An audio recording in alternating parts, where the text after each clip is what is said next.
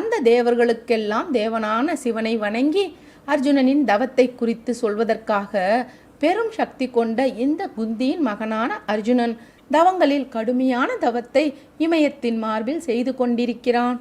ஓ சிவபெருமானே, அவனுடைய தவத்தின் வெப்பத்தால் பூமி எங்கும் புகையை வெளியேற்றுகிறது.